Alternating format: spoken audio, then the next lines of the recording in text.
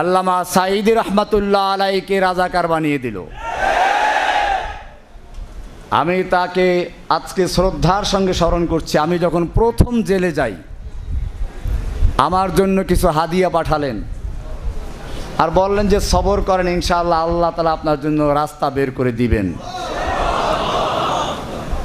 আজকে আমি তার জন্য খাসভাবে দোয়া করছি, আল্লাহ তাআলা যেন তার মাকামকে জান্নাতের আলা মাকামে পরিণত করেন। আমি আপনাদেরকে বলছি, আমাকে যখন পুরস্কার নিয়ে যাওয়া হলো, চোখ বাঁধা, হাতে হ্যান্ডকাপ লাগানো, আমার মনে হচ্ছিল আমি এই এখনই পাখি যেমন উড়াল দেওয়ার আগে হালকা হয়ে যায়, বিমান যেমন আকাশে উড়ে হালকা হয়ে যায়, এখনই উঠবে, ঠিক তেমনি ভাবে আমি আল্লাহর কাছে এক্ষুনি চলে যাবো।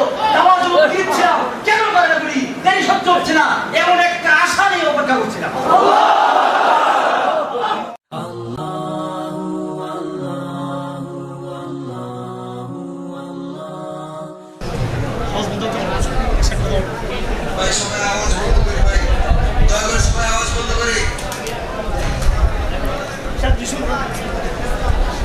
আসসালামু আলাইকুম ওয়া রাহমাতুল্লাহি ওয়া বারাকাতুহু।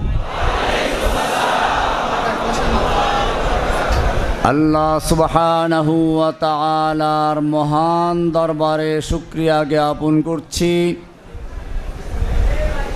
যিনি আমাকে দীর্ঘ 11 বছর 16 দিন পরে আপনাদের মাঝে ফিরে আসার তৌফিক এনায়েত করেছেন। এজন্য বলি আলহামদুলিল্লাহ।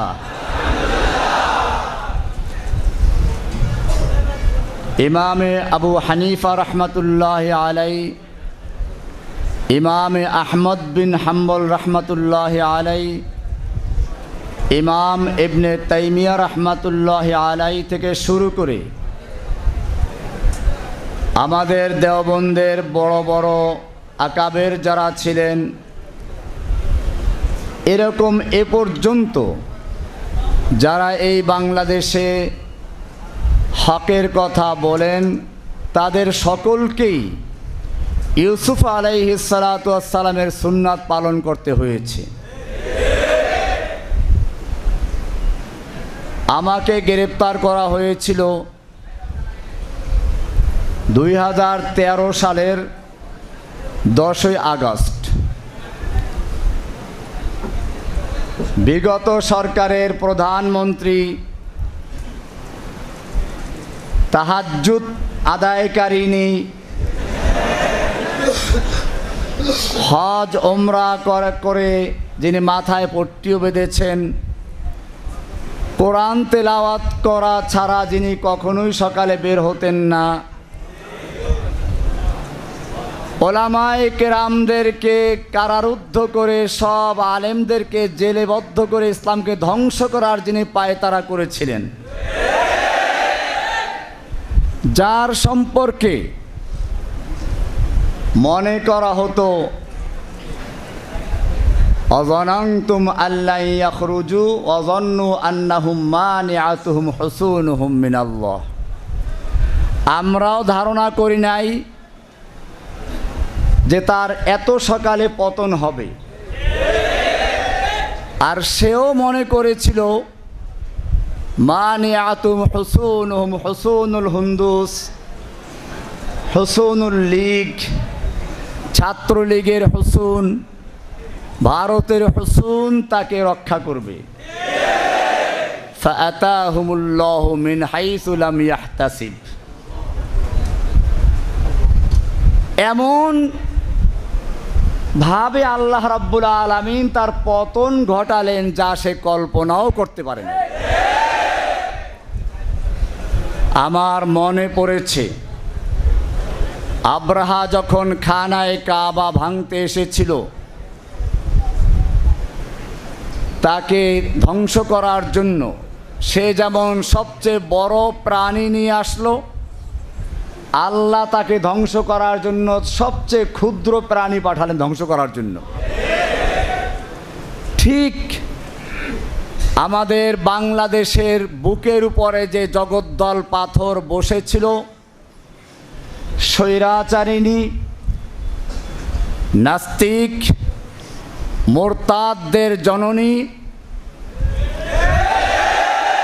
নাস্তিক মুরতাদদের জননী, ইসলামকে ধ্বংস করার পরিকল্পনাকারীদের রূপকার শেখ হাসিনা যখন এদেশের থেকে ইসলামকে চিরতরে নির্মূল করার জন্য চক্রান্ত করছিল, মুসলিমদেরকে বিভক্ত করে ফেরাউনি কায়দায় সে দেশ চালাতে চেয়েছিল। কোরআনে ফেরাউনের চরিত্র সম্পর্কে বলা হয়েছে, ইন্না ফিরাউনা আলা ফিল আরদ। ফেরাউন তার ভূখণ্ডে একক ক্ষমতা কুক্ষিগত করেছিল। ইস্তাদঈফু তাইফাতাম মিনহুম, এক দলকে সে দুর্বল করে রেখেছিল। ওয়া জাআলা আহলাহা শিয়া, এবং সে দেশের অধিবাসীদেরকে, জনগণকে বিভিন্ন দলে বিভক্ত করেছিল। ঠিক একইভাবে এই বাংলাদেশের মুসলিমদেরকে, বাংলাদেশের জনগণকে বিভিন্ন দলে বিভক্ত করে ফেরাউনের মতো রাজত্ব করার জন্য পায়তারা করছিল। যারা একটু বয়স বেশি তাদেরকে রাজাকার, যারা যুবক তাদেরকে জামাত শিবির অথবা জঙ্গিবাদী। আমি বলছিলাম, এই ফেরাউন যখন বাংলাদেশের বুকে বসে পড়ল, আল্লাহ তাআলা তখন কোনো বড় শক্তি দিয়ে তাকে ধ্বংস করেন নাই, বরং স্কুল কলেজের বাচ্চাদেরকে তার বিরুদ্ধে আবাবিল পাখি হিসাবে প্রেরণ করেছিলেন। আলাম তারা কাইফা ফাআলা রাব্বুকা বিআসহাবিল ফিল আলাম ইয়াজআল কাইদাহুম ফি তাদলিল। তাদের সব চক্রান্তগুলোকে ব্যর্থ করে দিয়েছেন। ওয়া আরসালা আলাইহিম তায়রান আবাবিল, ঝাঁকে ঝাঁকে পাখি প্রেরণ করেছেন। আবাবিল মানে আসলে ঝাঁকে ঝাঁকে, তয়রান তো পাখি জানেন। আল্লাহ রব্বুল আলামিন এই পাখি পাঠিয়েছেন স্কুল থেকে, পাখি পাঠিয়েছেন কলেজ থেকে, পাখি পাঠিয়েছেন বিশ্ববিদ্যালয় থেকে, পাখি পাঠিয়েছেন মাদ্রাসার থেকে, আলিয়া থেকে, কওমিয়া থেকে, ডান বাম, আলিয়া কওমিয়া, স্কুল কলেজ, এমনকি ইংলিশ মিডিয়ামের ছাত্র পর্যন্ত রাস্তায় বের হয়ে এসেছিল। এটাই বর্তমান সময়ের তয়রান আবাবিল। আল্লাহ আর একবার দেখালেন, জাআল হাক্কু ওয়া যাহাকাল বাতিল ইন্নাল বাতিলা কানা যাহুকা। ফিরআউন আয়ে, হামান আয়ে, জালিম জাবির সুলতান আয়ে, সবকো হুই রসওয়াই হাসিল। জাআল হাক্কু ওয়া যাহাকাল বাতিল ইন্নাল বাতিলা কানা যাহুকা। ফিরআউন আয়ে, নওফল আয়ে, कौआ कादिर नानक आए, कितने कितने शैतान आए, सबको हुई रसवाई हासिल। जाअल हक़ व ज़हक़ल बातिल इन्नल बातिला काना ज़हूक़ा, इन्नल बातिला काना ज़हूक़ा, इन्नल बातिला काना ज़हूक़ा। ধ্বংস করে দিয়েছেন। এটা আল্লাহর নুসরত। আমি ধন্যবাদ জানাই আজকের এই প্রজন্মের যুবকদেরকে, স্কুল কলেজ মাদ্রাসা ইউনিভার্সিটি আলিয়া কওমিয়া সহ সকল ছাত্র জনতা ওলামায়ে কেরামদেরকে আমি ধন্যবাদ জানাই যে তারা ঐক্যবদ্ধ হয়ে মাঠে অবতরণ করেছিলেন। আর যখন এভাবে মাঠে নেমে ইস গর্জে সে জু মক্তল মে গয়া ओ सुबह शाम सलामत रहती है, ये जान तो आनी जानी है, इस जान की कोई परवाह नहीं। कत्ल करना है तो कर ले आशिक़े दिलदार को, हम शिकायत जा करेंगे कातिबे तकदीर को। যখন তারা বুক পেতে দিয়েছিল, আমি জেলখানায় বসে যখন দেখলাম আবু সাঈদের সেই সম্প্রসারিত হাত আর বুক, আমার মনে পড়ল আমি দেওবন্দের ছাত্র, দারুল উলুম দেওবন্দের 91-90 ফারেক। আমি দুইবার দাওরা পড়েছি, একবার জামিয়া রহমানিয়াতে, দ্বিতীয়বার দেওবন্দে। দারুল উলুম দেওবন্দের উস্তাদ শাইখুল হাদিস শাইখুল ইসলাম হোসাইন আহমদ মাদানী রহমতুল্লাহ আলাইহি ইংরেজদের বিরুদ্ধে আন্দোলন করেছেন। তার জনসভার উপর নিষেধাজ্ঞা জারি করা হলো। দিল্লিতে তিনি বক্তব্য রাখবেন, বলা হলো এখানে বক্তব্য দিলে পরে গুলি করা হবে।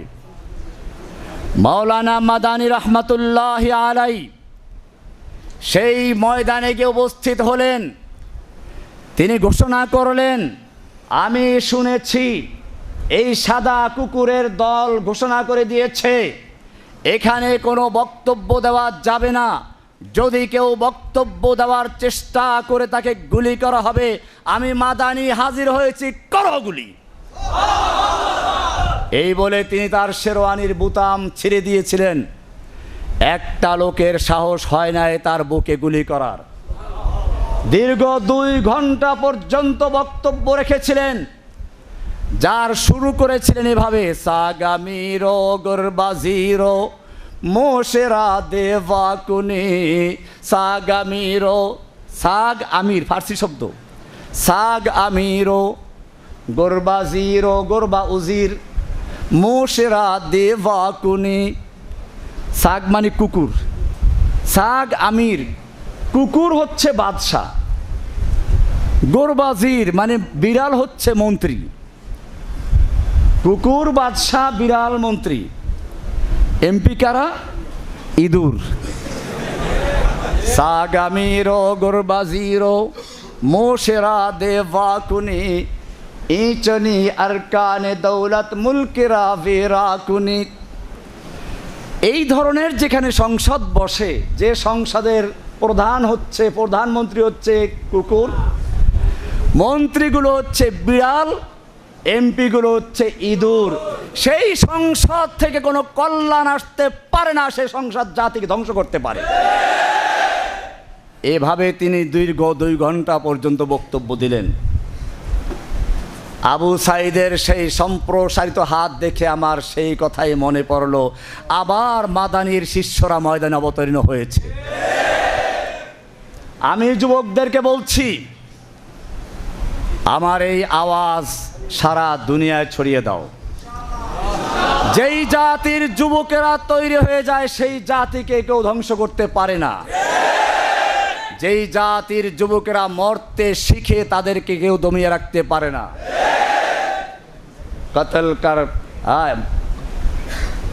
कत्ल हुसैन दर हकीकत मुर्गे यजीद है, कत्ल हुसैन दर हकीकत मुर्गे यजीद है, इस्लाम जिंदा होता है हर करबला के बाद। আবু সাঈদ মরে নাই, হাসিনা মরেছে। আবু সাঈদরা জীবিত রয়েছে, শহীদ হয়েছে, অমর রয়েছে। হাসিনা দেশ ত্যাগ করেছে। আমি ধন্যবাদ জানাই এই যুবকদেরকে। আল্লাহ সুবহানাহু ওয়া তাআলা যুবকদের ব্যাপারে বলেছেন, আপনারা জানেন ইব্রাহিম আলাইহিস সালাতু ওয়াস সালাম যখন তার জাতিকে তাওহীদের দাওয়াত দিলেন, কোনোভাবেই বুঝাতে পারলেন না। তিনি পরিকল্পনা করলেন এই মূর্তিগুলো ভাঙতে হবে। ঘটনা আপনারা জানেন, যখন লোকেরা মেলার থেকে ফিরে এসে দেখলো মূর্তির হাত নাই, পা নাই, কোনো ঝড় তুফান হলো না, ভূমিকম্প হলো না, বন্যা হলো না, এই মূর্তিগুলোর হাত পা ভেঙে ফেললো কে? এটা নিশ্চয়ই কোনো বড় ধরনের ঘটনা ঘটেছে। নমরুদের কাছে চলে গেল। নমরুদ এসে দেখে জিজ্ঞেস করলো, এখানে কোনো যুবক আছে কি যে যুবক এই মূর্তিগুলো দেখতে পারে না? তখন সকলে উত্তর দিল, ক্বালু সামি'না ফাতান ইয়াযকুরুহুম ইউকালু লাহু ইব্রাহিম। হ্যাঁ, আমরা একজন যুবক সম্পর্কে শুনেছি যে এই মূর্তিগুলোর সমালোচনা করে, যার নাম হচ্ছে ইব্রাহিম। কেন যুবকের প্রসঙ্গ আসলো? নমরুদ বুঝতে পেরেছিল এই মূর্তি ভাঙ্গা পর্যন্ত শেষ নয়। এই মূর্তি ভাঙ্গা হচ্ছে এই সমাজকে পরিবর্তন করে, মূর্তির সমাজকে ভেঙ্গে দিয়ে তাওহীদের সমাজ গড়ার জন্য এক সুপরিকল্পিত পরিকল্পনার অংশের সূচনা হচ্ছে মূর্তি ভাঙ্গা। আর এই রকম কোনো পরিকল্পনা কোনো বুড়া মানুষের মাথায় ঢোকে না, ঢোকে তো যুবকের মাথায় ঢোকে। সেজন্যই বলা হয়েছে সামি'না ফাতান ইয়াযকুরুহুম ইউকালু লাহু ইব্রাহিম। একজন যুবক আছে যে যুবক মূর্তিগুলোর সমালোচনা করে, তার নাম হচ্ছে ইব্রাহিম। ইব্রাহিমের ইতিহাস আপনারা জানেন। আসহাবে কাহাফ সম্পর্কে আল্লাহ বলেছেন, ইন্নাহুম ফিতয়াতুন আমানু বিরাব্বিহিম। ইন্নাহুম ফিতয়াতুন, ওরা ছিল কতগুলো যুবক। কি ছিল? যুবক ছিল। আমানু বিরাব্বিহিম, তারা তাদের রবের উপরে ঈমান এনেছিল। ওয়াজিদনাহুম হুদা, আমি তাদের হিদায়েতকে আরো বৃদ্ধি করেছি। ওয়ারাবাতনা আলা কুলুবিহিম ইয কামু, যখন শাসকদের সামনে দাঁড়িয়ে তারা বক্তব্য পেশ করছিল, তখন তাদের দৃঢ়তা, তাদের ঈমানের শক্তি আমি আরো বৃদ্ধি করে দিয়েছিলাম। এখানেও ছাত্র আন্দোলনের নেতাদেরকে যখন গ্রেফতার করে নিয়ে গেল, খাওয়া দাওয়াও করালো। আমি ভয় পেয়ে গিয়েছিলাম যে এইখানেই শেষ হয়ে যায় কিনা, কিন্তু আবারও তারা প্রমাণ করলো ওয়ারাবাতনা আলা কুলুবিহিম ইয কামু, যখন তারা শাসকদের সামনে দাঁড়িয়েছিল তখন আল্লাহ বলেন আমি তাদের অন্তরকে শক্ত করে দিয়েছিলাম, দৃঢ় মজবুত করে দিয়েছিলাম, যাতে করে তারা বাতিলের সামনে মাথা নত না করে। মর্দে মোমিন বাতিল সে হরগিজ খৌফ খা सकता नहीं, सर कटा सकता है लेकिन सर झुका सकता नहीं। ভাইয়েরা আমার, রব্বুল আলামিন যারা শহীদ হয়েছে তাদেরকে জান্নাতুল ফেরদাউসের মেহমান বানিয়ে নেন, আমিন। যারা আহত হয়েছে তাদেরকে দ্রুত শিফা দান করুন, আমিন। ভাইয়েরা আমার, কিছু কথা ক্লিয়ার করতে হচ্ছে। আমাকে গ্রেফতার করা হয়েছিল, পরবর্তীতে আপনারা একটু আগে বসুন, মুমিনদের সম্পর্কে বলা আছে ইয়া আইয়ুহাল্লাযীনা আমানু ইযা ক্বিলা লাকুম তাফাসসাহু ফিল মাজালিসি ফাফসাহু ইয়াফসাহিল্লাহু লাকুম। একটু মজলিসে জায়গা করে দিই।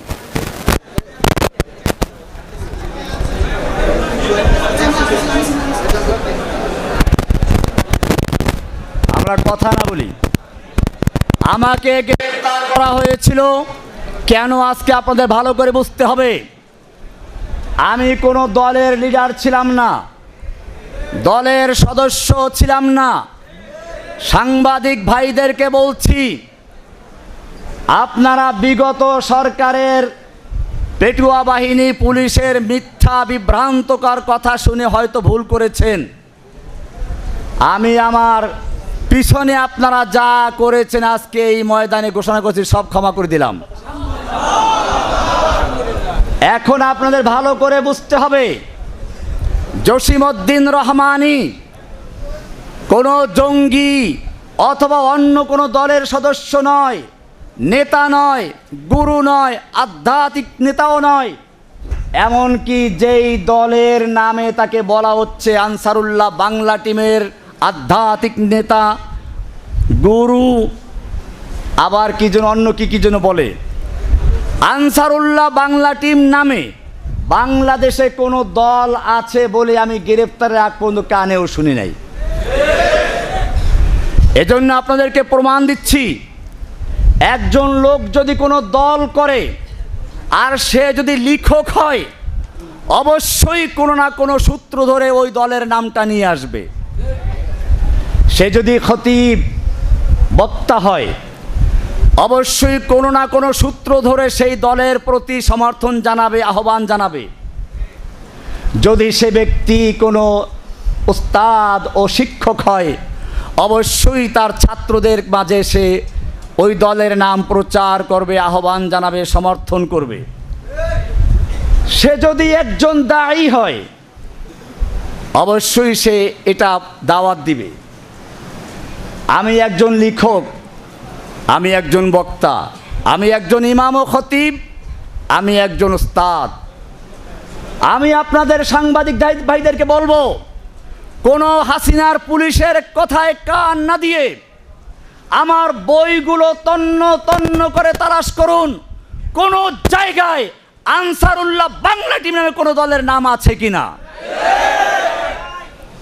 আপনারা আমার বক্তব্যগুলো সারা বিশ্বে রেকর্ড ছড়ানো আছে, সব বক্তব্যগুলো শুনুন। আনসারুল্লাহ বাংলা টিম নামে কোনো দলের নাম আপনারা যদি প্রমাণ করতে পারেন, আমি বক্তব্য ছেড়ে দিব।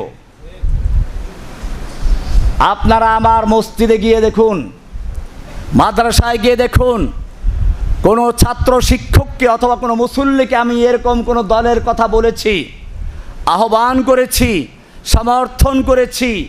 যদি প্রমাণ করতে পারেন, তাহলে জসিমউদ্দিন রহমানীকে জেলে নয়, উন্মুক্ত জায়গায় ক্রেন এনে তার সঙ্গে ঝুলিয়ে তাকে ফাঁসিতে মৃত্যুদণ্ড দিয়ে কার্যকর করবেন। আর যদি প্রমাণ করতে না পারেন, অনুরোধ করছি আজকের থেকে জসিমউদ্দিন রহমানীকে আনসারুল্লাহ বাংলা টিমের প্রধান, আধ্যাত্মিক নেতা, গুরু ইত্যাদি বলা ক্ষান্ত করবেন। আর যদি ক্ষান্ত না করেন, তাহলে বাংলার জনগণ আপনাদেরকে উচিত শিক্ষা দিয়ে ছাড়বে ইনশাআল্লাহ।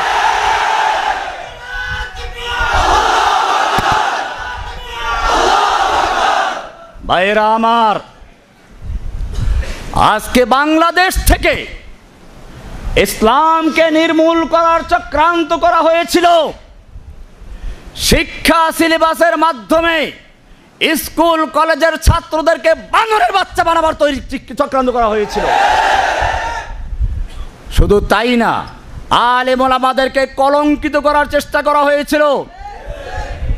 শাইখুল হাদিস ইবনে শাইখুল হাদিস আল্লামা মামুনুল হক, ছাত্র জীবন থেকে আমার বন্ধু মানুষ, তাকে নিয়ে কি নাটক করেছিল আপনারা জানেন।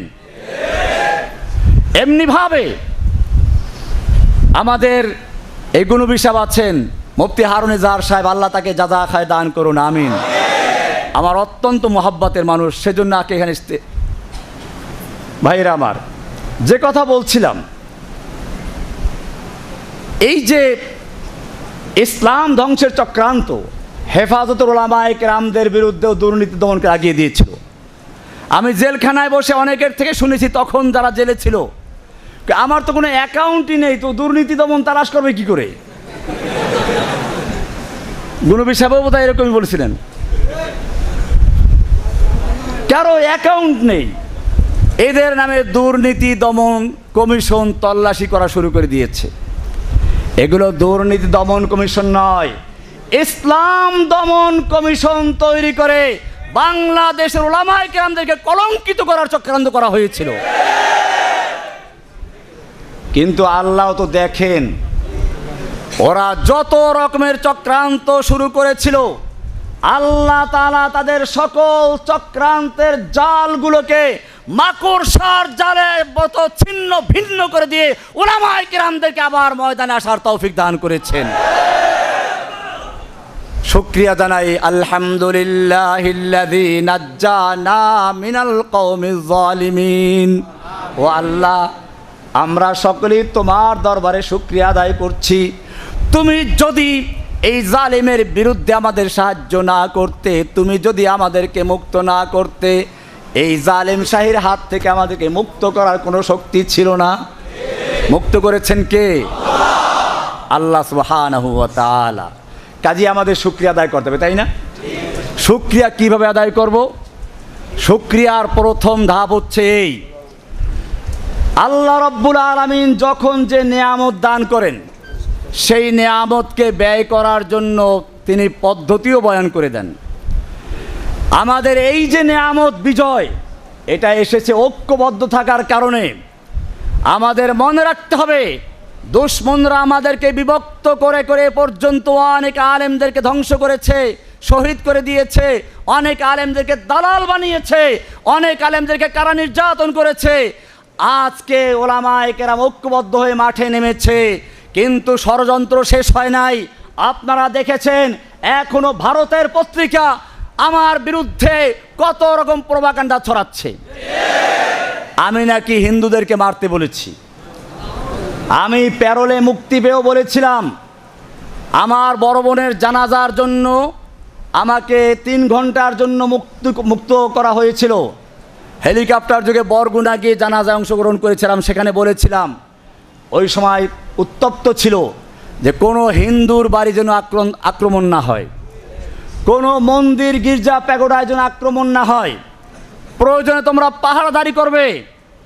যেখানে আমার বলিষ্ঠ বক্তব্য ছিল যে কোনো হিন্দুর বাড়িতে বা মন্দিরে কোনো আক্রমণ না হয়, এর পরেও কিছু অন্ধ, কিছু গোমরা পথভ্রষ্ট, সত্যের থেকে যারা দূরে এরকম কিছু মিডিয়া আমার বিরুদ্ধে প্রোপাগান্ডা এখনও চালাচ্ছে আমি নাকি জঙ্গিবাদী।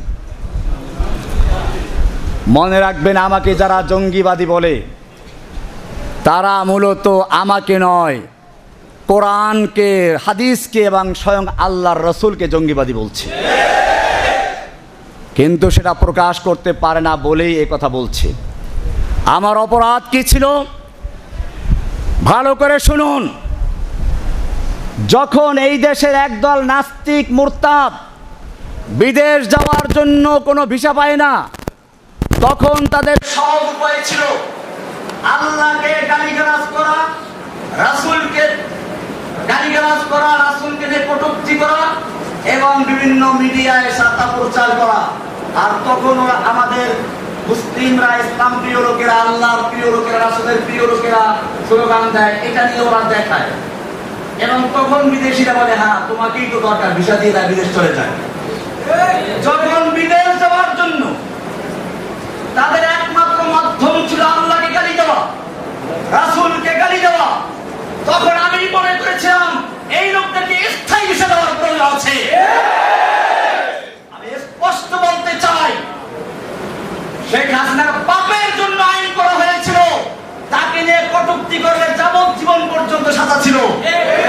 আর আমার নবীকে নিয়ে কটূক্তি করলে তাদেরকে গ্রেফতার, সাজা দূরের কথা, পুরস্কার দিয়ে বিদেশ পাঠিয়ে দিত। তখন আমি একটা আয়াত পেশ করেছিলাম, লা ইল্লাম ইয়ানতাহিল মুনাফিকুনা ওয়াল্লাযীনা ফী কুলুবিহিম মারাদুন ওয়াল মুরজিফুনা ফিল মাদিনা।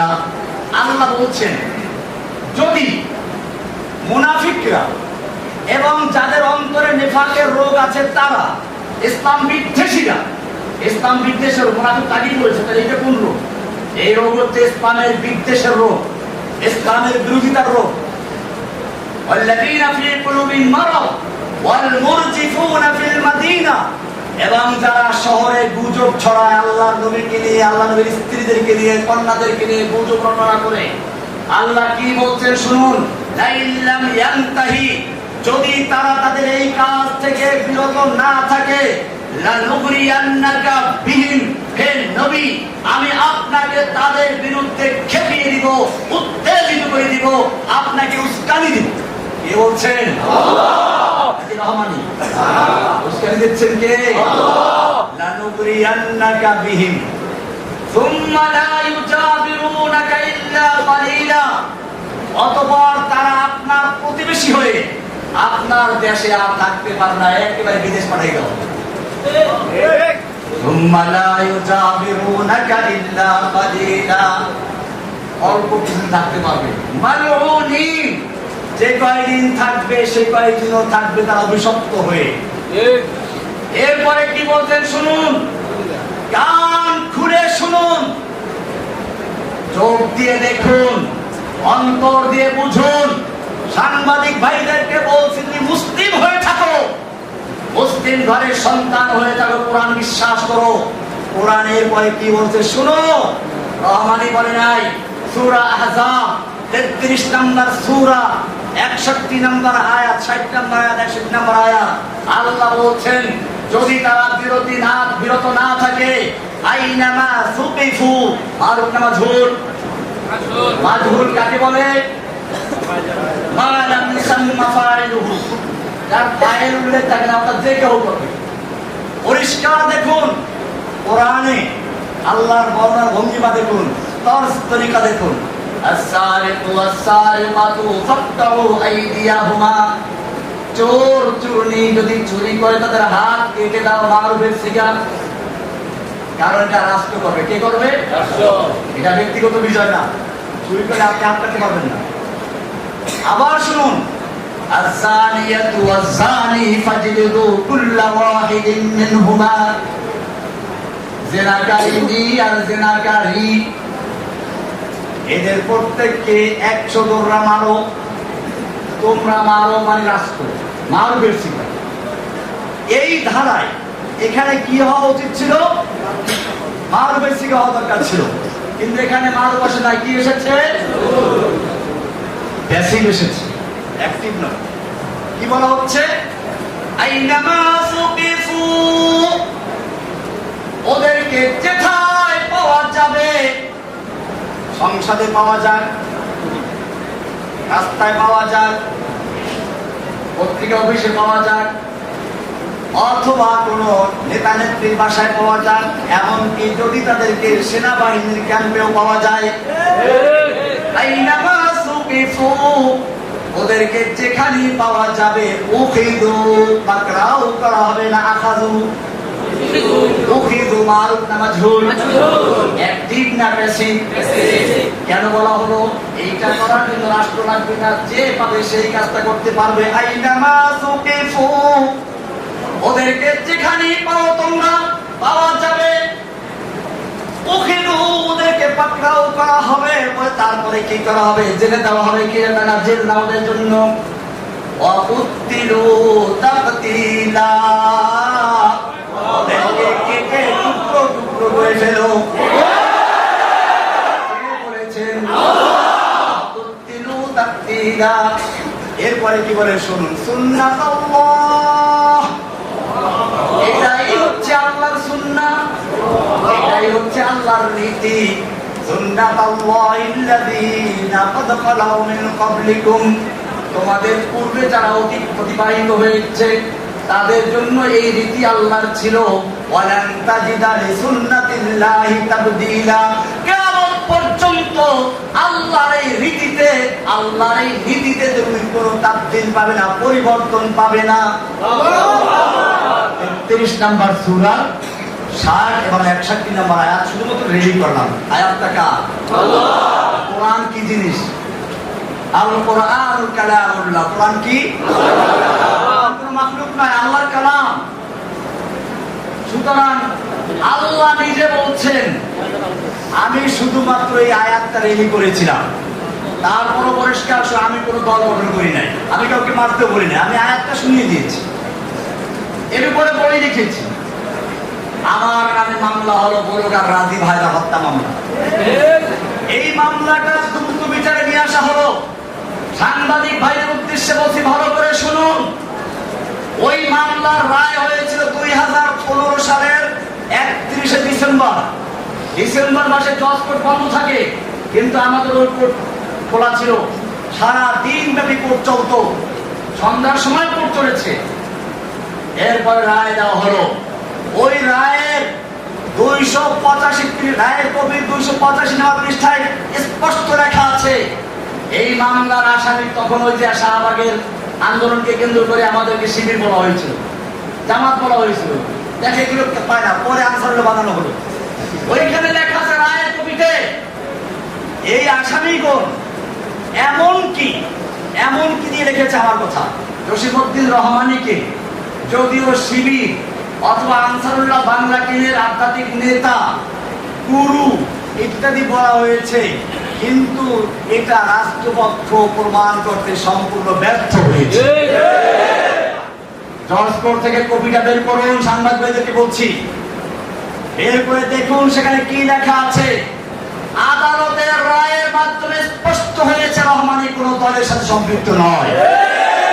সুতরাং আপনারা যদি এর পরেও আমাকে এইভাবে দেখেন, আদালত অবমাননার জন্য আপনারা দায়ী থাকবেন এবং সেজন্য আইনের ব্যবস্থা না হতে পারে।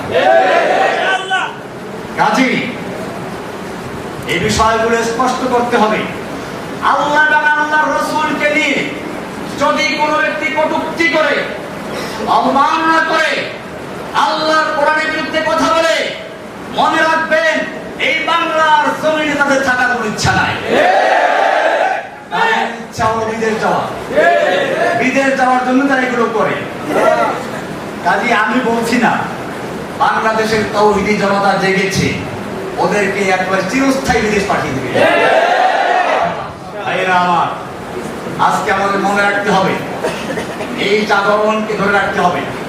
এরপরে যদি কোনো চক্রান্ত শুরু হয়, আজকে যেভাবে ওলামায়ে কেরাম, তলাবায়ে ইলম, স্কুলের ছাত্র, মাদ্রাসার ছাত্র, তাওহীদি জনতা একাত্র হয়ে ময়দানে নেমেছিল, ঠিক এই ঐক্যবদ্ধতাকে ধরে রাখতে হবে। কিয়ামত পর্যন্ত যদি আমরা এরকম থাকতে, ইসলামকে কেউ ধ্বংস করতে পারবে না ইনশাআল্লাহ। আমাদের সাথে প্রথম কাজ হচ্ছে ঐক্যবদ্ধ থাকা। 2 নম্বর কাজ হচ্ছে এই চেতনাকে, হাসিনা যেমন একটা চেতনা তৈরি করেছিল, আমাদেরও চেতনা তৈরি করতে হবে। আমি মূলত আসলে কোন দলের সদস্য ছিলেন, এটাই বাস্তব। আমার কি কাজ ছিল, আমি যখন দেখলাম গণজাগরণ মঞ্চ তৈরি করলো এবং তারা সারা বাংলাদেশে একটা জাগরণ তৈরি করার চেষ্টা করলো, যদিও তাদের স্লোগান ছিল রাজাকার বিরোধী, কিন্তু এই রাজাকার বিরোধিতার আড়ালে ছিল ইসলাম বিরোধিতা, ইসলামের বিরুদ্ধে চেতনা তৈরি করা। তখন আমার ইচ্ছা ছিল বাংলাদেশে ওই গণজাগরণকারীদের বিরুদ্ধে একটা তাওহীদের জাগরণ তৈরি করা। এই জাগরণ নিয়ে মাঠে নেমেছিলাম এবং আলহামদুলিল্লাহ আজকে দেখতে পাচ্ছি, আমি যদিও সে সময় শুরু করেছিলাম, আজকে বাংলাদেশের যে প্রান্তে যাই, এখনো যাওয়ার সুযোগ হয় না, শুধু কয়েকটা বস্তিতে চিকিৎসার জন্য গেছে, নামাজ পড়ার জন্য। যে বস্তিতেই যাই, কোনো ঘোষণা নাই, কিচ্ছু নাই, দেখেই বলে যে আরে ভবন সে আসছে। মানে হচ্ছে যেই জাগরণের স্বপ্ন দেখেছিলাম 2013 সালে, আল্লাহ রাব্বুল আলামিন আমাকে জেলে রেখে সেই জাগরণকে বাংলার ঘরে ঘরে পৌঁছে দিয়েছে।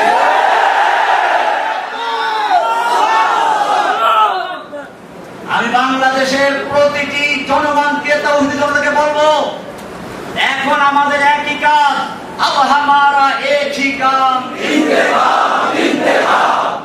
আমাদের একই কাজ এখন, ইন্তেকাম মানে প্রতিশোধ।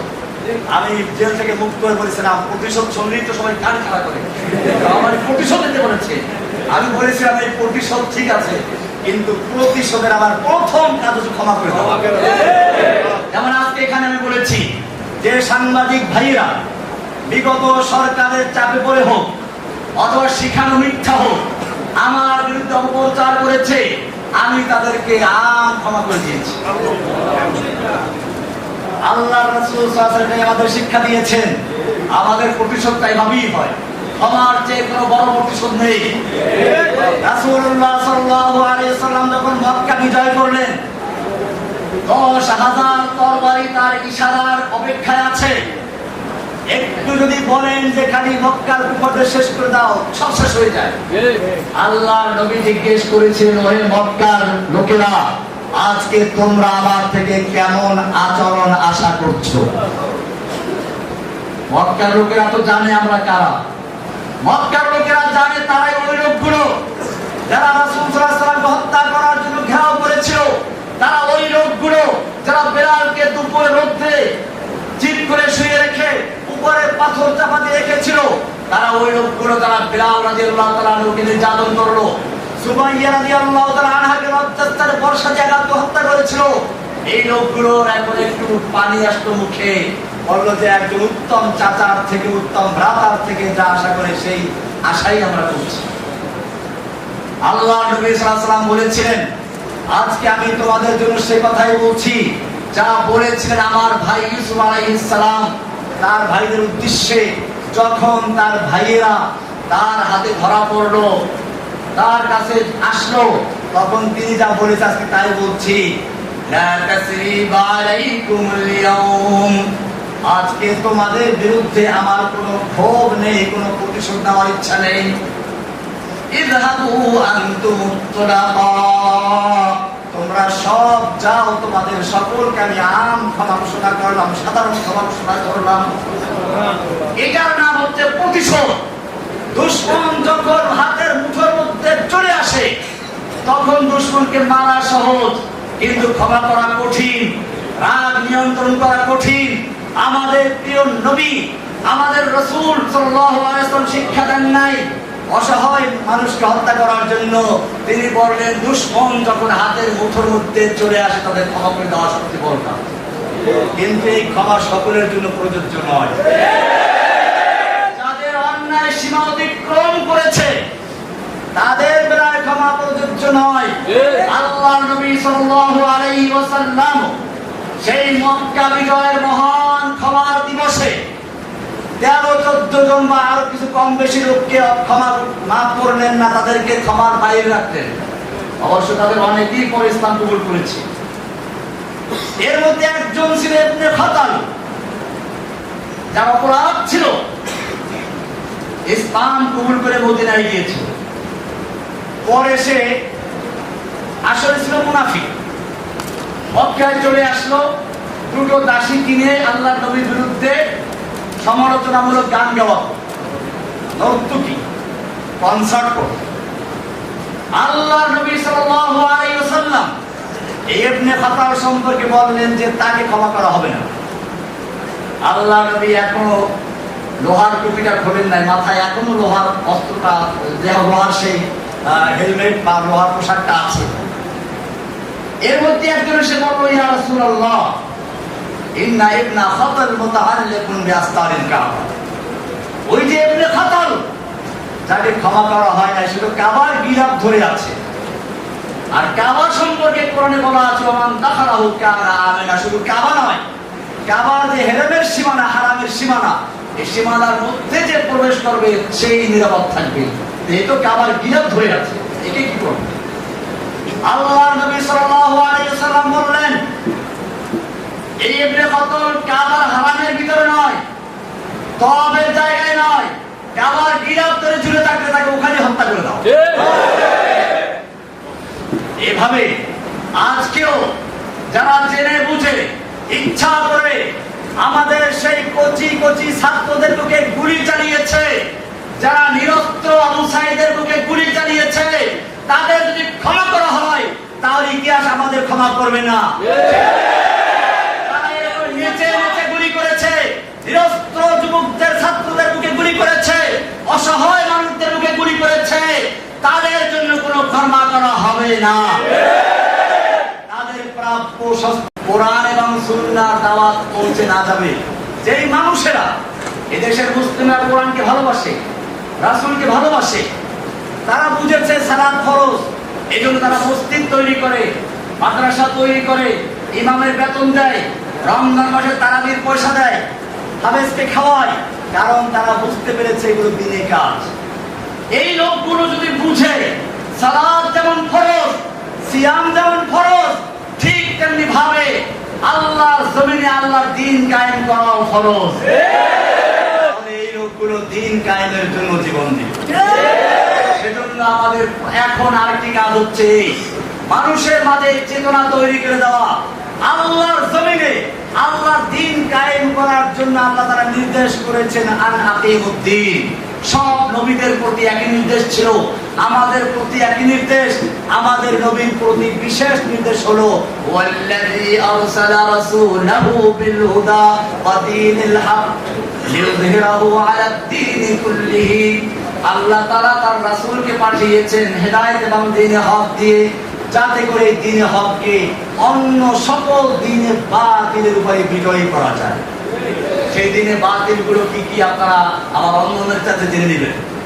আজকে আমাদের কাজ হচ্ছে বাংলাদেশের প্রতিটি ঘরে ঘরে, প্রতিটি ছাত্র, যুবক, বৃদ্ধ, সকলের নারী পুরুষ, সকলের অন্তরের ভিতরে তাওহীদের চেতনা তৈরি করে দেওয়া।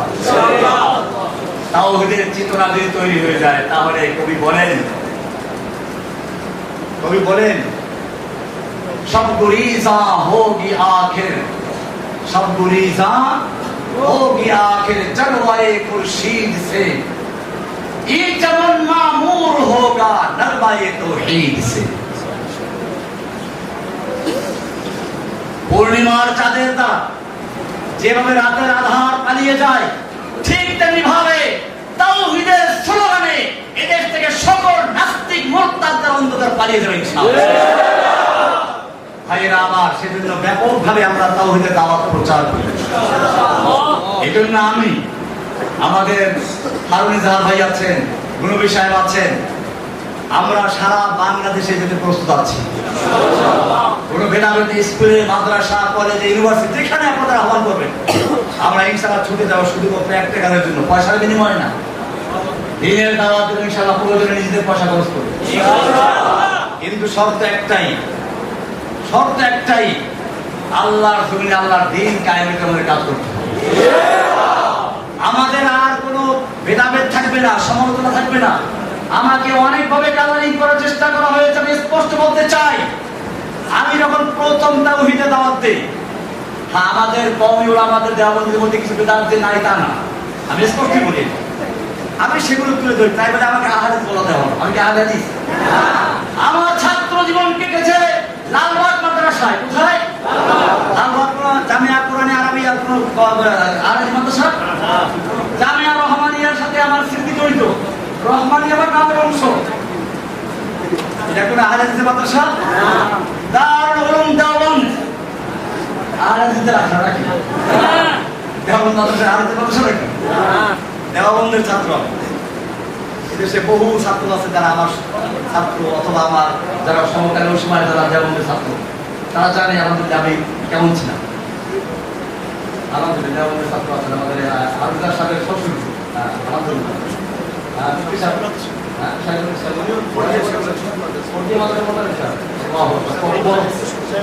আমরা তো আসলে আজকে দেখেন, আমি নামাজ পড়তে গিয়ে মনে করি আমার এমন তো দুর্বল আছি, তারপর জেল থেকে আসার দুর্বল কথাবার্তা ভুলে যাই, কেন মনে হচ্ছে। আর সবচেয়ে বড় কথা হচ্ছে, এইরকম বুজুর্গদের সামনে, বিশেষ করে আমার সেই দেওবন্দের আকারের আমার এখানে বসা। দেওবন্দ মাদ্রাসার জন্মই হয়েছিল আন্দোলন করার জন্য। আপনারা জানেন, ডক্টর টমসন একজন ইংরেজ ঐতিহাসিক, তিনি লিখেছেন, ইংরেজরা ওলামায়ে কেরামদেরকে এমন হত্যা করেছিল, দিল্লির চাঁদনি চক থেকে খয়বর পর্যন্ত এমন কোন গাছ ছিল না যে গাছের প্রত্যেকটা ডালে ডালে একটা আলেমকে ফাঁসিতে ঝোলানো হয়েছিল। ওলামায়ে কেরামদেরকে মালটার দিকে দিবান্ত করা হয়েছিল, কিন্তু তারপরেও তারা ওই যে আগে কবিতা বললাম ওরকম তারা সিনা টান করে ময়দানে এসেছিলেন। আজকে ভারতবর্ষে, বাংলাদেশ, পাকিস্তান, ইন্ডিয়া, আফগানিস্তান যেখানেই বলেন, ইসলামের যতটুকু আলো দেখা যায় সেটা ওই দেওবন্দের ছাত্রদের দ্বারাই হয়েছে। সুতরাং वाकिफ तो है इस राज से ये तार रसन भी, वाकिफ तो है इस राज से ये तार रसन भी, हर दौर में तकमील वफा हमसे हुई है, हर दौर में तकमील वफा हमसे हुई है। যুগে যুগে যখনই বাতিল এসেছে, ওলামায়ে দেওবন্দ, ওলামায়ে হক্কানি, ওলামায়ে রব্বানি তারা ময়দানে ঝাঁপিয়ে পড়েছে। বাতিল এসেছিল, গণজাগরণ মঞ্চের নাম ধরে হক নেমেছিল, ওলামায়ে দেওবন্দ নেমেছিল ছাত্র আন্দোলনের মাধ্যমে। বাতিল এসেছিল, নরেন্দ্র মোদীর রূপ ধরে হক এসেছিল কওমি মাদ্রাসা ওলামায়ে কেরামদের নেতৃত্বে, ব্রাহ্মণবাড়িয়া থেকে, হাটাজারি থেকে কওমি মাদ্রাসার স্বরূপ ধারণ করে। সুতরাং বাতিল যখনই এসেছে, ওলামায়ে হক্কানি, ওলামায়ে রব্বানি, ওলামায়ে দেওবন্দ বাজারে ঝাঁপিয়ে পড়েছে। আমি তো তাদেরই একজন সন্তান। আল্লামা আজিজুল হক রাহমাতুল্লাহি আলাইহি, বাংলাদেশের প্রসিদ্ধ শাইখুল হাদিস। শাইখুল হাদিস তো আমরা অনেকেই আছি, কিন্তু এক কথায় শাইখুল হাদিস বলতে কাকে বোঝায়? আল মুতলাকু ইযা উতলিকা, তারপরে কি? ইরাদু বিহি আল ফারদুল কামিল। মান হুয়া আল ফারদুল কামিল? যদি শুধু বলা হয় শাইখুল হাদিস, তার কাকে বোঝায়? দুনিয়া থেকে চলে গেলে কত বছর হয়ে গেছে, এখন পর্যন্ত কি আছে তার নাম দিতে আছে। আল্লামা শাইখুল হাদিস রাহমাতুল্লাহ আলাইহিকে দেখতাম, যখনই কোনো এরকম ইসলামী কোনো কার্যকলাপ শুরু হয়ে গেছে, তিনি বলতেন, আবু বকর রাদিয়াল্লাহু সেই মহান উক্তি, আয়ান কুসুদ্দিন ওয়া আনা হাই, দিনের সামান্য ক্ষতি হবে আর আমি জীবিত থাকবো, এটা হতে পারে। তিনি ময়দানে ঝাঁপিয়ে পড়েছেন, তিনি বারবার জেলে গিয়েছেন, নির্যাতিত হয়েছেন। আমি তো তার ছাত্র, আল্লাহ আজির সাহেবের ছাত্র, মুক্তি আমিনুর ছাত্র, আমি লালবাগের ছাত্র। আমি মানিকতা জানে না, আমি তাদের রহমানের লালবাগ থেকে শুরু পরে রহমানি থেকে শেষ, দাওরা শেষ করে তারপরে দেওবন গেছি। ভাইয়েরা আমার, তাহলে কেন আমাকে এই কালামি করা হলো? আমি আপনাদের সাথে স্পষ্ট বলি, আমার বক্তব্যের কিছু ভাষা করা হয়েছে, এই ভাষার কারণে হয়তো ওলামাকের আমার কথা একটু কষ্ট পেয়েছেন। আমি আজকের এই লালখান বাজার মাদ্রাসা থেকে বলছি, আমার কথায় যদি কেউ কষ্ট পেয়ে থাকে, বিশেষ করে আমার কওমি অন্ধ ওলামায়ে না, আমি তাদের কাছে করদের ক্ষমা চাচ্ছি। আমি আপনাদের সন্তান, আমি আপনাদের বাচ্চা। খেতে যে নামে তার পায়ে কাদা লাগে, আমি খেতে নেমেছিলাম, কাদা লেগেছিল, সেই কাদাগুলো ধুয়ে মুছে পরিষ্কার করে আপনাদের খেদমতে এসেছি। ইনশাআল্লাহ বাকি জীবনটুকু যেন ওলামায়ে দেওবন্দ, ওলামায়ে হক্কানি, ওলামায়ে রব্বানি তাদের সাথে থেকে ইসলামের বিজয় দেখিয়ে যেতে পারি, সেজন্য আপনাকে দোয়া কামনা করি। এখন আমার একই কাজ, লিইউযহিরাহু আলাদ দীনে, সকল দিনে বাতিলের উপরে দিনে হককে বিজয়ী করার জন্য বাংলাদেশের প্রান্তে প্রান্তে ছুটে যাওয়ার ইচ্ছা আছে ইনশাআল্লাহ। ইনশাআল্লাহ এই সাইবুল ইসলাম ইনশাআল্লাহ আমাদের সাথে থাকবে। ইনশাআল্লাহ আমরা মাঝ বয়সীরা না, আমাদের সঙ্গে এই বৃদ্ধরা থাকবেন, যুবকরা থাকবেন। জেনে রাখবেন, কোন একটা বিপ্লব যদি তৈরি হতে হয়, যুবকের রক্ত, মুরব্বীদের পরামর্শ, ধনীদের অর্থ, বললাম আবার শোনেন, ওসমানদের অর্থ, ওসমান গনি অর্থ, আলীর মতো যুবকদের শক্তি, আর আবু বকরের মতো মুরব্বীদের ছায়া। এই তিনটার সমন্বয় যখন ঘটে তখন বিজয় আসে ইনশাআল্লাহ। এখন থেকে আমি ধন্যবাদ জানাই আমাদের হারুন ইজাহার সাহেবের আব্বা মুফতি ইজাহারুল ইসলাম চৌধুরী সাহেবকে। আপনারা অনেকেই হয়তো দূরের তারা চেনেন না। আমি যখন হারুন ইজাহার সাহেবের নামও শুনি না, তখন ওনার নাম আমি শুনেছি। এই বাংলাদেশে ইসলামের জন্য যারাই কাজ করেছেন সবাই বলতেন আমরা লালখান বাজার মাদ্রাসায় মুফতি ইজাহারুল ইসলাম চৌধুরী সাহেবের কাছ থেকে ওনার ওখানে আছি। সুতরাং আমার মনে হচ্ছে আজকের এখান থেকে যেভাবে আমি দেখতেছি, যুবকদের ভাইদের দেখতে পাচ্ছি, আমি আশাবাদী যেই জাগরণের স্বপ্ন দেখেছিলাম 2013 সালে, ওদের গণজাগরণ মঞ্চের জবাব দেওয়ার জন্য ঝাড়ু দিয়ে পিটালে চলবে না, অন্ধকার দূর করতে হলে আলোর মশাল জ্বালাতে হবে।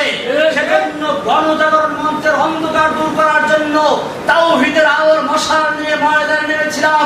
আজকে আমি লালখান বাজারে দেখতে পাচ্ছি সেই মশাল জ্বলতে জ্বলতে ওদের কলিজা এবং আগুন লাগিয়ে দিয়েছে।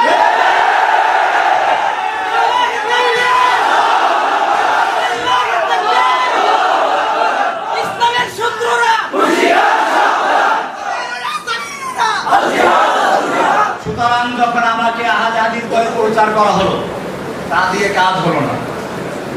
এরপরে যত সবচেয়ে বড় অস্ত্র জঙ্গি। এই জঙ্গি শুধু আমাকে নয়, যেই কোন ইসলামের জাগরণ তৈরি করার মতো কোন প্রোগ্রাম নিয়ে মাঠে এসে তাকে জঙ্গি বলা হয়েছে। সুতরাং আমাদের পিছনে এখনো লাগা আছে। এখন থেকে যদি আমাকে বা অন্য কাউকে, যে কোনো আলেমকে যদি কোনো তকমা দেওয়া হয়, যদি কোনো রকম মত দেওয়া হয়, সেটা হোক মামুনুল হক, হোক হারুন ইজাহার, হোক জসিমুদ্দিন রহমানি, হোক গুনবী, হোক আলী হাসান শামা, হোক রফিকুল ইসলাম মাদানী, এরকম আরো যাদের নাম না জানা আছে, আপনারা প্রত্যেকটা আলেমের পক্ষে ঢাল হয়ে ইনশাআল্লাহ তাদের কথা বলবেন।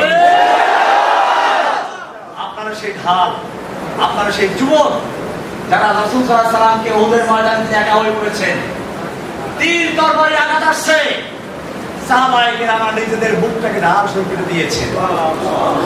আমি চাই বাংলাদেশের ছাত্র জনতা যারা পুলিশের গুলির সামনে নিজের বুক পেতে দিয়েছো, আবারও যদি কোনো আলেমের উপর আক্রমণ আসে, কোনো আলেমকে জেলে ঢুকাবার চক্রান্ত করা হয়, তোমাদের সে বুকের তাজা রক্তের মাঠে অবতরণ করবে।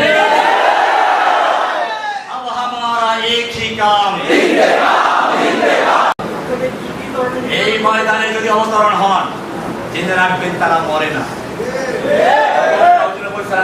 हुसैन दर हकीकत मर्गे जीत है, इस्लाम जिंदा होता है हर करबला की बात।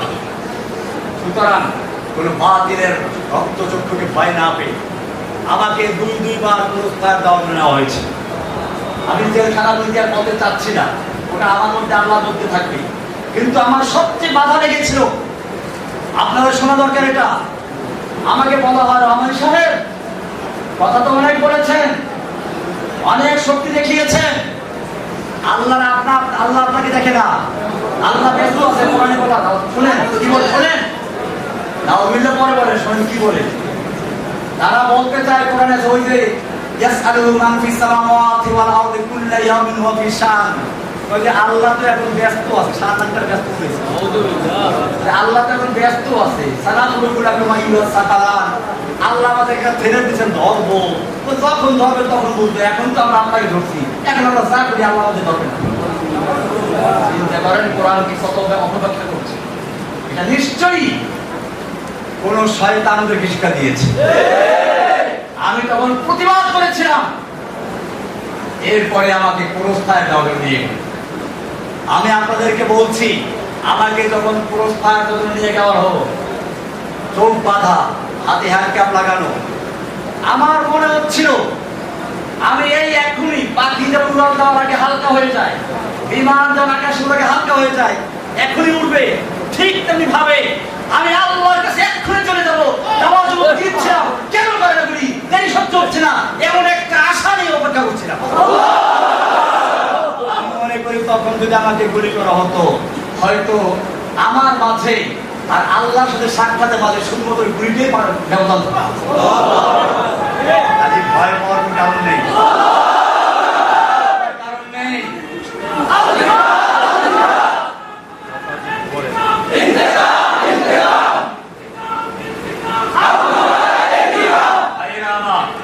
আমি কথা লম্বা হয়ে যাচ্ছে, আরো কিছু অনেকগুলো কথা বিষয় ছিল।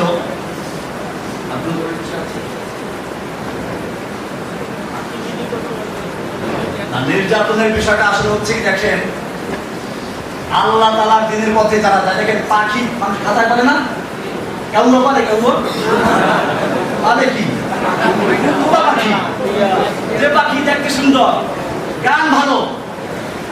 আমি ওই যে মুক্তি আলম সঙ্গে একটি কবিতা পড়েছিলাম, আসলে দেখো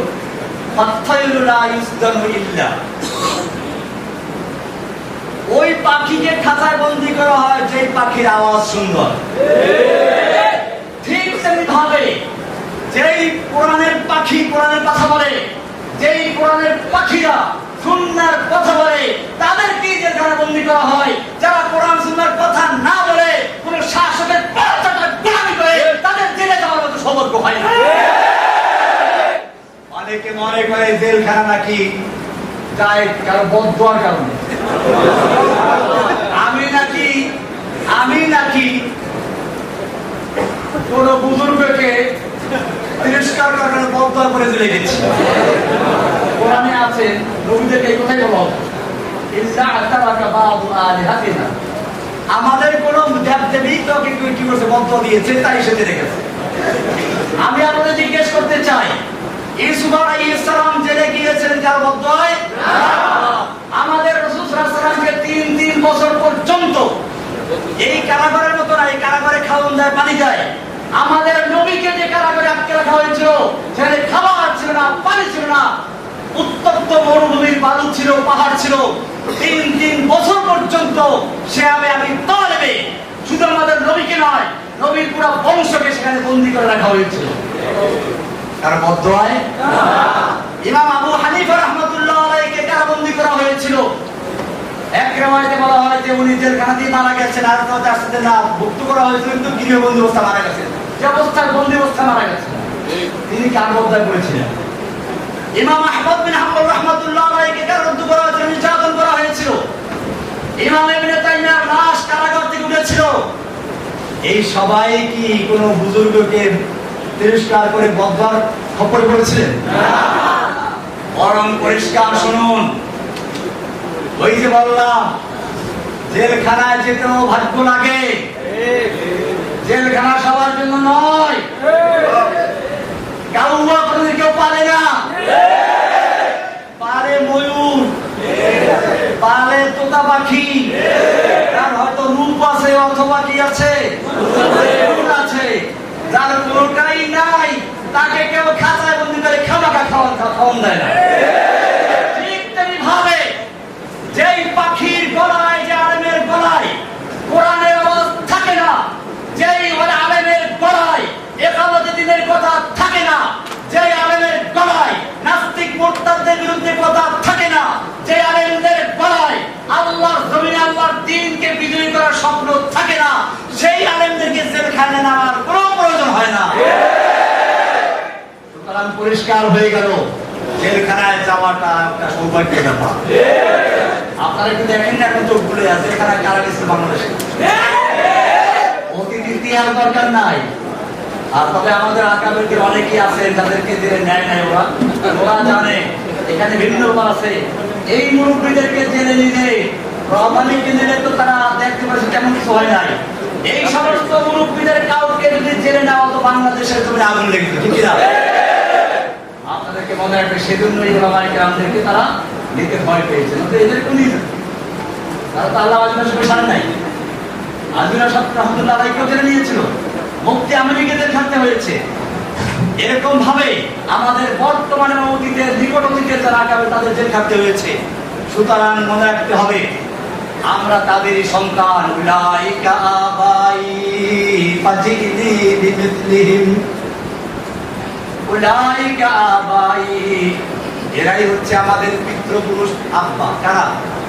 আমাদের আব্বা ইমাম আবু হানিফা রাহমাতুল্লাহ আলাইহি, আমাদের আব্বা কে ইমাম আহমদ বিন হাম্বল রাহমাতুল্লাহ আলাইহি, আমাদের আব্বা ইমাম ইবনে তাইমিয়া রাহমাতুল্লাহ আলাইহি, আমাদের আব্বা হোসেন আহমদ মাদানী, কাসিম নানতুবি, মাহমুদ হাসান দাওবন্দি রাহমাতুল্লাহ আলাইহি আজমাইন, আমাদের আব্বা আল্লামা আজিজুল হক রাহমাতুল্লাহ আলাইহি, আমাদের আব্বা আমির রাহমাতুল্লাহ আলাইহি, আমাদের আব্বা আপনাদের কি নাম জানো? আজিজুল ওস্তাদ যারা বসে আছেন, হ্যাঁ, মুফতি ইজহারুল ইসলাম চৌধুরী, মুফতি হাবিবুর রহমান কাসিম,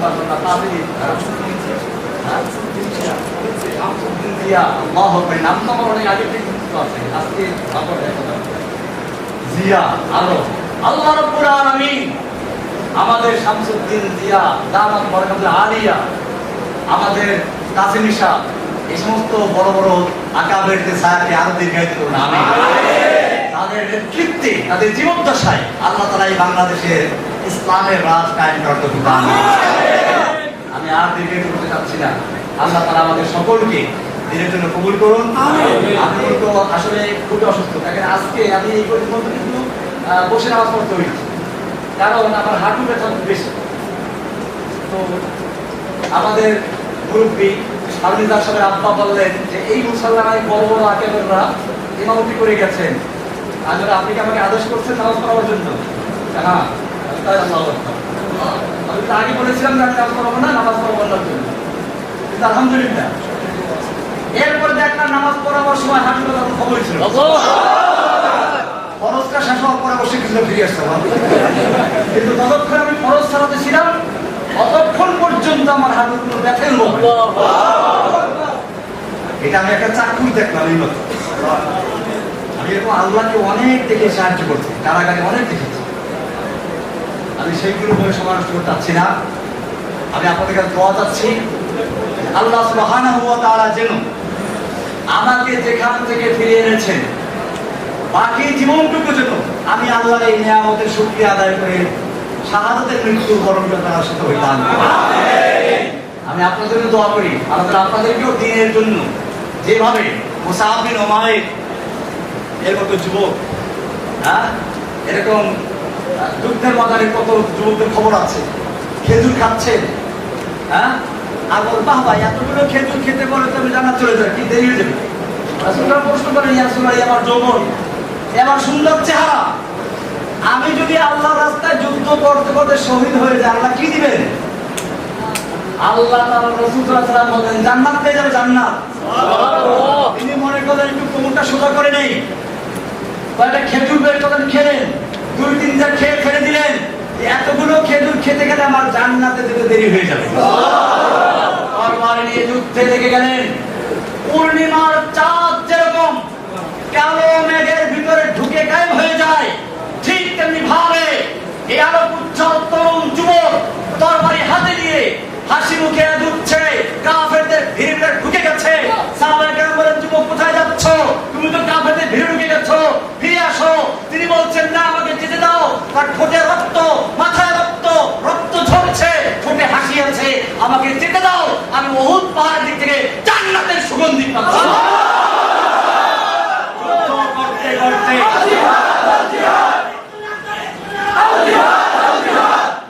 যুদ্ধ করতে করতে আল্লাহ রাস্তায় শহীদ হয়ে যান। শহীদ হয়েছেন, তাদের ত্যাগের বিনিময়ে আমরা আজকে বাংলাদেশ পর্যন্ত ইসলাম পেয়েছি। ভাইয়েরা আমার, একটা বিল্ডিং দাঁড়ায়, নিচে ফাউন্ডেশন থাকে, কেউ তা দেখে না, শুধুমাত্র বিল্ডিংটাই দেখে। এই ফাউন্ডেশন গুলো তো অনেক কাজে লাগে। আমি চাচ্ছি যারা বাংলাদেশের জমিনে দিন কায়েমের জন্য, নামের জন্য নয়, সোশ্যাল মিডিয়ায় তার প্রচারের জন্য নয়, শুধুমাত্র আল্লাহর জমিনে আল্লাহ দিন কায়েমের জন্য, আল্লাহকে খুশি করার জন্য যারা ইসলামের জন্য জীবন দিয়ে এরকম একদল যুবকের প্রয়োজন আছে। আপনারা খেয়াল রাখবেন, আমাদের কথাগুলো বিভিন্ন রকম বিকৃত করা হয়। আপনারাও আমাদের কথা দেখতে সাথে দেখবেন। আমাদের কথা বলতে গিয়ে দেখা যায় যে আপনারা কিছু ব্যাখ্যা নিজের যোগদান, এতে আমাদের লাভ আর ক্ষতি হয়। আমাদের ভালোবাসতে কি, আমি এটা পরিষ্কার করি, আমাদের ওলামায়ে কেরামদের মধ্যে কোনো বিভেদ নাই। আল্লাহ মাহমুদুল হক আমার ছাত্র জীবনের বন্ধু, আমি তাকে আমার উস্তাদের সন্তান, আমি তাকে আমার অন্তর দিয়ে ভালোবাসি। মাহমুদ হাসান নবী, ওসামা, আনিসুল ওসামা, রফিকুল ইসলাম মাদানী, আমরা একসাথে জেল খেটেছি। কাজী তারা আমার জেলের ভাই। এরকম আরো অনেকে আছে, হারুস আহমদ এসব তো আছেনই। আমাদের মধ্যে কোনো ভেদাভেদ নেই, কিন্তু এখন আমাকে ভালোবাসতে গিয়ে যদি হারুসের বিরুদ্ধে আপনি কথা বলেন, ওনাকে ভালোবাসতে গিয়ে আমাকে মুনাফিক বললেন, এটা আমরা বরদাস্ত করবো। এরকম ভালোবাসার দরকার নেই, বরং এরকম লোকেরা ইসলামের ক্ষতি করে, তৈরি করে। আপনারা খবরদার আমাদের কাউকে ভালোবাসতে গিয়ে অপরকে হেয় করার চেষ্টা করবেন না। বরং আপনারা আমাদের মুখ থেকে যদি কোনো সময় কোনো ভুল করবে, কারো সমালোচনা বের হয়েও যায়, আপনারা বরং বলবেন, আমাকে বলবেন যে আরে উনি তো আপনার খুব প্রশংসা করেছে। ওই যে শেখ সাদির কবিতা আছে, শেখ সাদির দরবারে একজন কবি এসে চরমভাবে তাকে, শেখ সাদির কবি যেটা, একজন কবি বাদশার সমালোচনা করে কবিতা তৈরি করেছে। বাদশাহ ভাষা বোঝে না, একজন দোভাষীকে জিজ্ঞেস করলো সে কি বলেছে, তো বললো যে বাদশাহ সেটা আপনার খুব প্রশংসা করেছে, তো বলে একটা মুদ্রা পুরস্কার দাও। আর একজন ছিল, সেও বুঝছে আপনার প্রশংসা করে সমালোচনা করেছে, মিথ্যা বলেছে, না ওকে পুরস্কার দাও, তোমার তুমি বুঝছি তুমি সত্যি বলেছো, তোমার এই সত্যের চেয়ে ওর মিথ্যা বানাতে বেশি ভালো লাগছে। আমার উদ্দেশ্য হচ্ছে আপনার সত্য কথা হলো অনেক সময় ইসলাহে জাতুল বাইন, দুইটার মধ্যে মিলানোর জন্য মিথ্যা বলা যায় না। ওই সত্য যা দুইটার মধ্যে গন্ডগোল লাগায়, তার চেয়ে ওই মিথ্যা যা দুজনকে মিলিয়ে যাতে অনেক ভালো। খেয়াল রাখবেন, কোন আলেমদের কাছে গিয়ে বলবেন না যে অমুকে আপনাকে এই সমালোচনা করেছে, আমরা বিরুদ্ধে করেছি। খবরদার, আমরা সকলেই ভাই, আমরা সকলেই ভাই, আমাদের মধ্যে কোনো ভেদাভেদ নাই, এটা খুব খেয়াল রাখতে হবে। এমনি তো আপনার দিনের কর্মী, কোরআন তো বলা আছে, ভালো করে যাচাই বাছাই করবো। এই জন্য খেয়াল রাখবেন, আমাদের ব্যক্তিগত যদি কেউ তার পরও কেউ সমালোচনা করে, আমি ও দিন ক্ষমা করে দিয়েছি। ওই যে আমার একই কাম ইন্তেকালের প্রথম ধাপ হচ্ছে ক্ষমা, আমি এটা কিন্তু পরেরটা না, ইন্তেকালের দুইটা ধাপ বয়ান করেছেন। একটা হচ্ছে ক্ষমা, এটা সবচেয়ে শক্তিশালী, কারণ যুদ্ধের ময়দানে শত্রুকে ধরাশায়ী করার চেয়ে বড় নিতে পারতে অযোগ্য। এটা আমরা খেয়াল রাখবো। আমাদের ওলামায়ে ঐক্যবদ্ধ থাকে, আপনারা আমাদের নেতৃত্বে কাজ করবেন। খবরদার, এখন ফিতনার যুগ। আমি জেলখানার বুক পেয়েছি ইমাম মাহমুদের কাছে। আচ্ছা, ওই ছেলেগুলো আবার আমার এই লেকচার শুনে কথা ইসলাম উঠে আসছে। এটার অর্থ কি? খুব ভালো করে শুনুন। এরা বলতে চায় ইমাম মাহাদির আগে আবার একজন ইমাম আসবে, তার নাম হবে ইমাম মাহমুদ। সে ইমাম মাহাদিকে পরিচয় করাইয়ে দিবে। এবার এটা বের হবে নাকি বাংলাদেশ থেকে, তো বের হয়ে গেছে। সে দুর্বল হবে, সে ল্যাংড়া হবে। এই ল্যাংড়া লুলা একজন লোক জেলে গেছে, সে হলো ইমাম, ইমাম মাহমুদ। এই সেটা বলে। আমি বললাম দেখো, ইমাম মাহাদি যিনি আসবেন উনি নিজেই তো জানবেন আমি ইমাম মাহাদি। ওলামায়ে কেরাম পরামর্শে বসবেন, সেখান থেকে একজন ইমাম নিয়োগ করবেন। এখন নিজেই যেখানে জানবেন না উনি ইমাম মাহাদি, সেখানে আলোচনা পরিচয় করবেন কোথা থেকে? এই ভণ্ডামি এখন শুরু হয়েছে। আর এক দল আবার বলছে কোরআন আহলে কোরআন, হাদিস মানে না। আমি খুতবায় আলোচনা করেছি যে কোরআন মানে হাদিস মানে না, দাবি করে তারা কোরআনকে মানে না। এ সম্পর্কে যথেষ্ট দলিল কোরআনে আছে, আমরা এগুলো পরে আলোচনা আসবে ইনশাআল্লাহ, বিস্তারিত আলোচনা করতে পারবো না। কারণ কোরআন হচ্ছে দলিল। কোরআন কি? নকশাটা কি?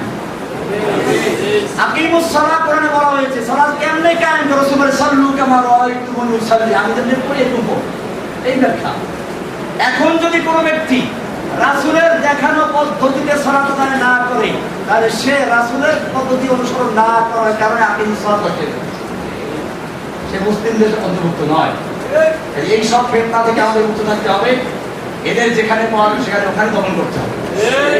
বাতিলের বিরুদ্ধে আমাদের ঐক্যবদ্ধ থাকতে হবে, যাতে করে কোনো বাতিল আমাদের ইসলামী জাগরণকে ধ্বংস করতে না পারে। বাতিল শক্তিগুলো এদেরকে ধরে নেয়। এই হেজবুত তাওহীদ আছে, আহলুল কোরআন আছে, আবার এই কাফেরা বের হয়েছে। এরকম যে কত কাফেরা তৈরি হবে, আমাদের সাবধান থাকতে হবে। আমাদের একই কাফেরা, হেফাজতের নেতৃত্বে ওলামায়ে কেরাম ঐক্যবদ্ধ আছেন, এভাবেই কাজ করবে। আমি প্রথমেই আজকে এসে আমির হেফাজতের সাথে দেখা করেছি এবং তাকে বলেছি যে আমি আপনার একজন খাদেম, খাদেম হিসেবে আপনি যা হুকুম করবেন ইনশাআল্লাহ এই বান্দাকে আপনি তা দেখবেন কোরআন সুন্নাহর অনুযায়ী ইকামতের দিনের জন্য, ইসলামকে বিজয়ী করার জন্য আপনি যে হুকুম দেবেন বাস্তবায়ন করবেন, তখন এই বান্দাকে পাবেন ইনশাআল্লাহ। আল্লাহ তাআলা আমাদের সকলকে বিষয়গুলোকে বুঝার এবং আমল করার তৌফিক দান করুন। আমিন। সাল্লাল্লাহু তাআলা আলা নবিয়িনা মুহাম্মদ ওয়া আলা আলিহি ওয়া সাহবিহি আজমাইন। আসসালামু আলাইকুম ওয়া রাহমাতুল্লাহি ওয়া বারাকাতুহু। সম্মানিত